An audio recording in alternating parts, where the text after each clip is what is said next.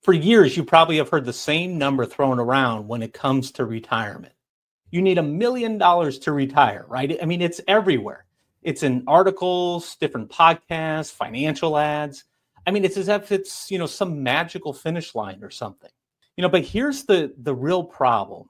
It's that number is both too simple and it's also wildly misleading because depending upon what your lifestyle is and your income needs and your taxes and your healthcare costs and all of this, $1 million could either be way too much or it could be nowhere near enough.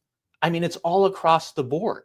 And so in this video, we're going to break down why $1 million target often leads retirees in the wrong direction and what you should be focusing on instead. Now, the $1 million number didn't just come out of nowhere. It started as a simple benchmark. It was a nice round figure that probably felt big enough to give you some flexibility, but was also realistic enough to be achievable. And so the financial media picked it up, marketing departments ran with it, and now it's the default answer to, how much do I need to retire? And I really do believe a lot of people think that is the amount that they need. I'll say it again, that some people need a lot more than that, and some people need a lot less than that. I'll talk more about that in a bit. But, recently, Northwestern Mutual completed another study of about 4,500 US adults that were age 18 and older. And they said that 1.26 million was the amount that they thought that they would need to retire. And so that number's out there. Interestingly enough, the year before that number was 1.46 million. So the number did come down a little bit, but still at around that $1 million benchmark is the amount that it seems that people do believe that they're going to need in order to retire. So if $1 million isn't the answer, then what is? Well, let's talk about how to actually define your retirement number. Instead of aiming for just some big round number, here's a better question to consider. How much income do you need and where will it come from? So what that means is you want to build your plan based on cash flow, not just assets.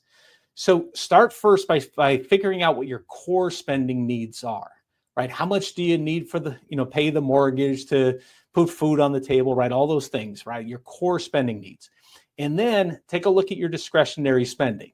And this really gets at the core of what you really want your retirement to look like, right? Because, how much do you want to spend on travel and hobbies and things like that? And make sure that you account for how this might reduce over time, because usually people in the early years of retirement is when they want to spend the most, right? Typically in the early years, the so-called go-go years. And so people want to spend more money and then just kind of scale that back over time. Typically, that's what happens. So now you have your core spending needs, you have your discretionary spending needs, and then you have to take a look at what your income sources are that you already have, like Social Security, pensions, rental income, right? All of that. Then calculate how much you'll need your investments to cover, because it's only then can you actually work backwards and figure out what your real target number is.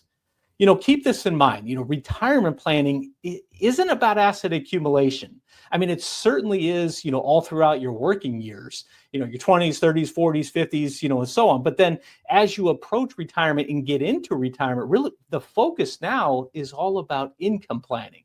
Do I have the income that I need to meet my living expenses all throughout retirement? And so that's why I'm always talking about income planning, cash flow planning, that sort of thing. But even if you build a solid plan, there's one mistake that I see people make all the time. They hit their target and then they retire without realizing the tax trap that they walked into. And that is that it assumes that you get to keep all that money.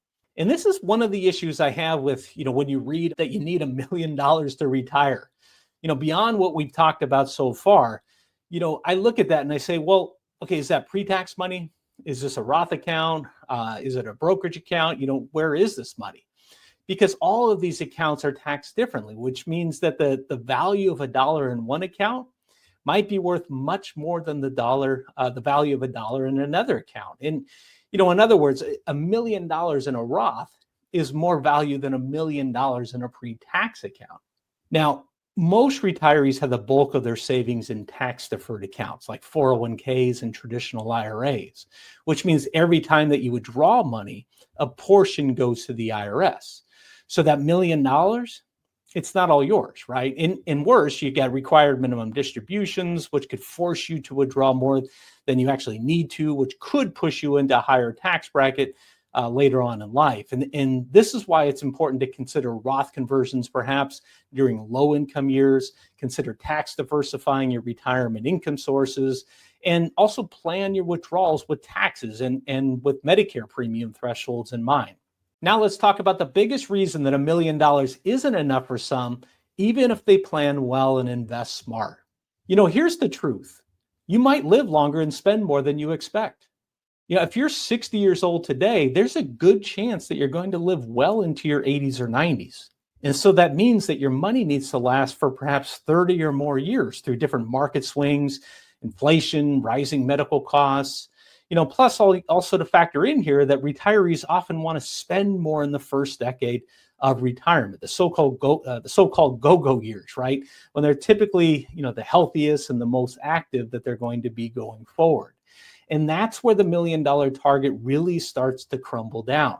It doesn't account for how your needs and your risks are going to evolve over time. One of the things that I see here, especially with new retirees that want to spend more money earlier on in retirement, if they've been doing pretty well, maybe in the markets, they're feeling pretty comfortable. Sometimes I have seen over the years when the markets have pulled back, especially early on in retirement, they got subject to sequence of returns risk. And so they did a great job of saved up a good amount of money, and then they lost a significant amount of money early on in retirement. And that sequence of returns risk can really drain portfolios early on, and it really can change the dynamics of how much you might be able to spend. So the idea of saving $1 million for retirement sounds simple, but simple doesn't mean smart, because what really matters isn't how much you have saved. It's how well your money supports your lifestyle and your freedom and your future. So don't fall for this magic number myth. Build a plan that's personal to you, that's based on your needs and your income sources and your goals. And if you want help figuring out how much you actually need to retire confidently, I've added a link below to schedule a free retirement strategy call with me. I want to thank you for watching, and I'll see you next time.